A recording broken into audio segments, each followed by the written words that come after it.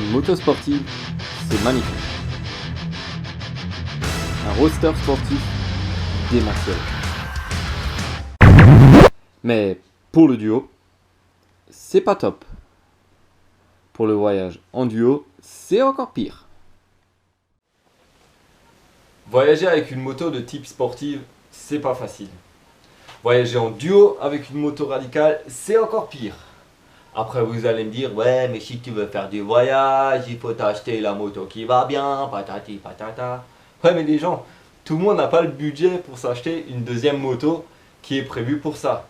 Et puis déjà qu'on n'a pas de budget, on va déjà s'acheter une moto qui nous plaît.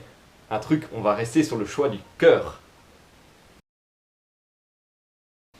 Ah oui, hein, cette Super Ténéré, je la trouve vraiment sympa, là, avec ses vieux plastiques un peu rayés, et puis ça fait très vintage look années 80, style moto du Dakar. Ça fait vraiment moto responsable, le mec qui se la pète pas trop et tout. Ah oui, j'aime vraiment ce genre de truc là. Ah, je vais m'acheter cette moto. C'est ma première moto, c'est génial. La Super Duke, fuck le conformisme, fuck le confort, elle est trop belle, ouh. Et franchement, qui n'a jamais eu envie de se faire le trip de fou avec la moto qu'il aime? Ah ma R6, qu'est-ce que je la vois bien là-haut, rouler dans ses cols. Ah ma Super Duke, imagine là-haut avec la Super Duke comme ça doit être bien. Imagine rouler le long de la mer avec ma 103 SP. Alors aujourd'hui, je vous propose une petite vidéo pour rendre ces motos, aussi radicales qu'elles soient, plus agréables à rouler. Pour que vous passiez un super moment quand vous faites un voyage, plutôt que de passer un moment où il y a mémère qui vous gueule là-dessus parce qu'elle a mal au genou, elle a mal au cul, que vos burnes sont en feu à force d'être explosées contre le réservoir à chaque freinage, que vos poignets vous disent merde quand vous freinez ou quand vous tout simplement vous devez attendre un feu rouge et que vous êtes en train de crever parce que vous êtes écrasé, vous avez mal partout. Eh ben, regardez cette vidéo, je vais vous montrer des petits trucs sympas. C'est rien de compliqué, ça coûte pas une burne et vous allez vraiment passer un bon moment. On va commencer par le pilote. Car un pilote à l'aise, c'est un passager à l'aise. Et inversement. Pour cela, on va monter le guidon. Alors plusieurs choix s'offrent à vous. Des rehausses de pontet ou un guidon plus haut de par sa forme. Alors moi j'ai choisi un guidon qui a tout simplement une forme plus haute. Ensuite on va s'occuper du popotin du pilote avec la mise en place d'un coussin en gel. Disponible à partir de 40 € dans les magasins spécialisés. Bien sûr, si vous avez une selle confort, c'est totalement inutile. Pour le passager, on va déjà lui permettre d'avoir les jambes moins repliées. Et pour cela, j'ai créé des cales en aluminium qui vont rabaisser et avancer les cale-pieds. Ensuite, au niveau de la selle, les selles, même confort pour les passagers, sur les sportives ne sont souvent pas au niveau.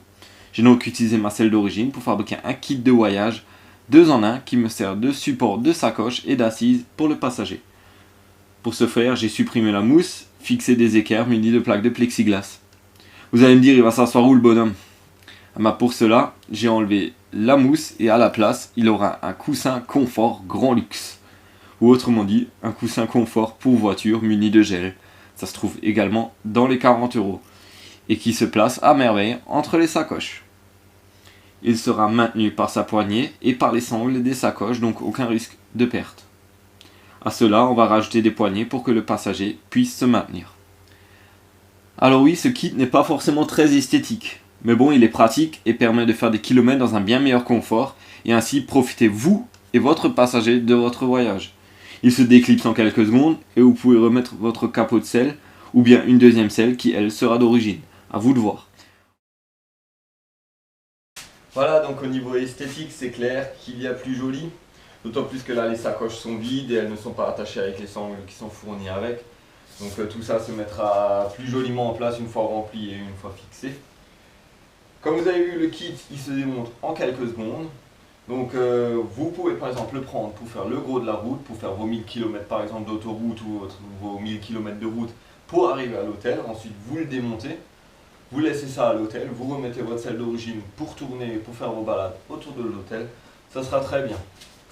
Voilà, en ce qui me concerne, moi je vais continuer à réviser la moto parce que je la prépare pour un road trip. C'est bien pour ça que je vous ai fait cette vidéo aussi. Tant qu'à faire, je voulais partager ça avec vous. Alors, je ne vous dis pas où je vais. Je vous donne juste un indice. Ça commence par un T comme Thierry, et 2509 mètres. Voilà, donc je vous laisse deviner dans les commentaires où c'est. Je pense que tous ceux qui sont au courant vont peut-être jouer le jeu et vont peut-être pas répondre.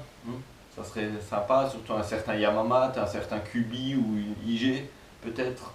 Donc voilà. Ok, donc je vais vous laisser. Merci de regarder mes vidéos, j'espère que cette vidéo vous a servi. Et comme d'habitude, bike is a state of mind. La moto, c'est un état d'esprit.